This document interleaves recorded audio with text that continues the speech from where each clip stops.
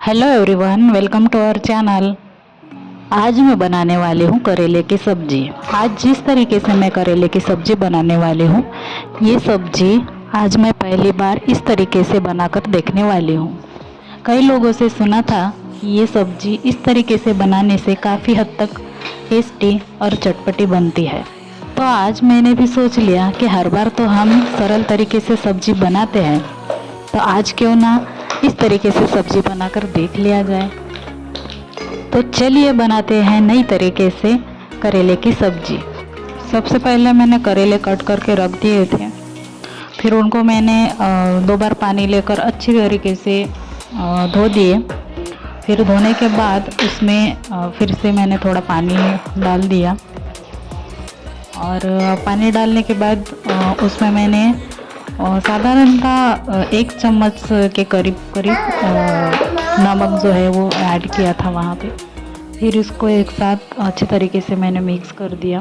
वैसे तो मुझे पता नहीं था कि इसको कितने क्वांटिटी नमक के साथ मिक्स करके भिगो के रखा जाता है। मैंने अपने अंदाजे से नमक डाल के इसको मिक्स कर दिया था। तो इसको हम 10 से 15 मिनट तक ऐसे ही भिगो के रख देंगे।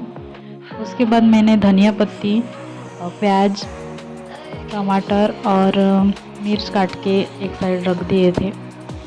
लहसुन और अदरक ऐड करना भूल गई थी, तो उसको मैंने बाद में ऐड कर दिया था।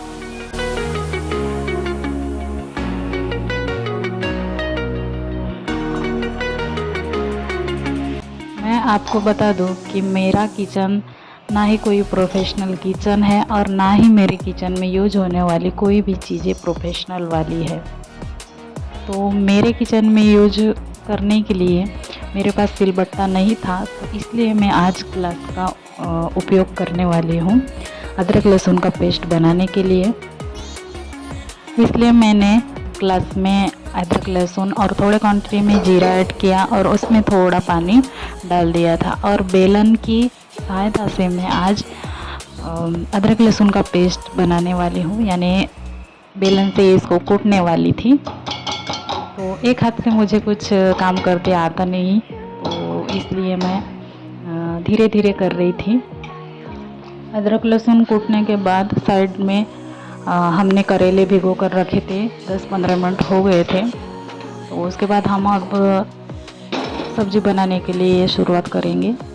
तो मैंने कढ़ाई चढ़ा दी थी गैस पर। उसके बाद यहाँ पर ऑयल डाल दूँगी मैं।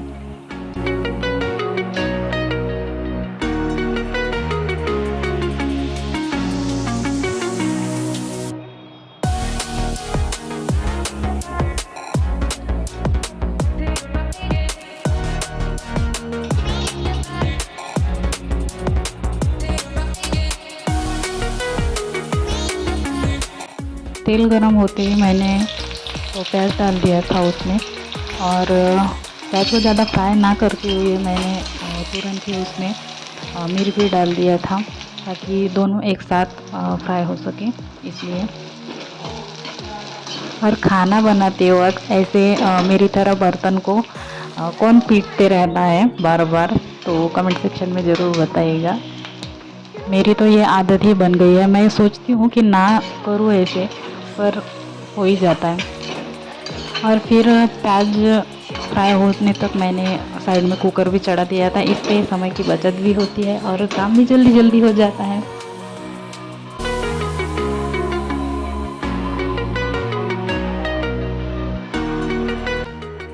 प्याज और मिर्च अच्छी तरीके से फ्राई होने के बाद मैंने इसमें अदरक लहसुन का जो पेस्ट हमने बनाया था उसको यहाँ पे ऐड करने वाली हूँ।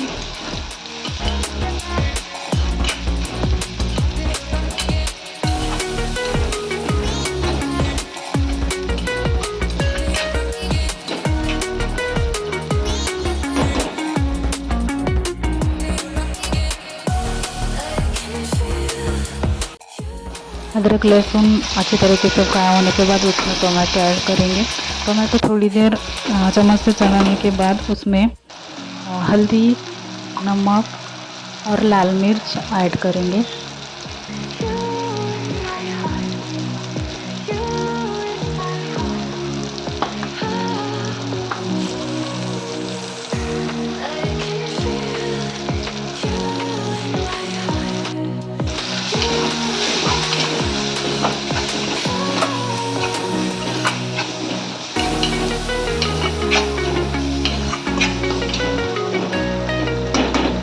सभी मसालों को थोड़ी देर अच्छी तरीके से चम्मच से चलाने के बाद उसमें हम जो भिगो कर रखे हुए करेले थे उनको उसमें डाल देंगे।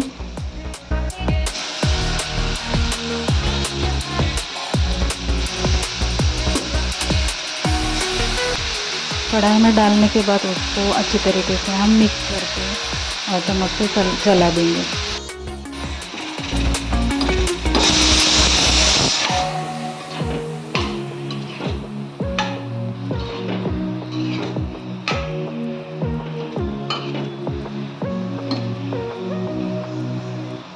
गर्मी इतनी हो रही थी कि क्या ही बताओ। तो पसीने से नहाने के बाद गला जो है वो पूरी तरीके से सूख गया था। तो अब मैं बैठ के एक गिलास ठंडा पानी पीने वाली हूँ और उसके बाद मैंने प्रस्थान किया घर के बाहर की ओर। तो बाहर का नज़ारा कुछ इस तरीके से था, यानी रात का टाइम था तो ज़्यादा कोई चहल पहल नहीं थी।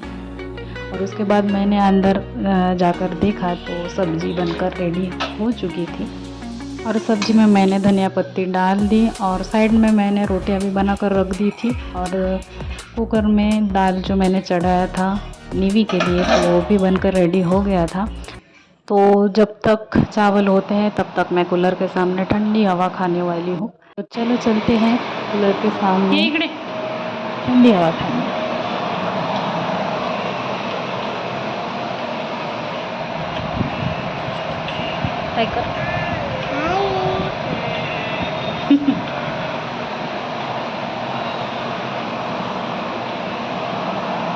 चावल भी फाइनली बनकर रेडी हो गए थे और नीवी के पापा बाहर गए थे तो इसलिए मैं उनका खाना खाने के लिए वेट कर रही थी, मैं और नीवी।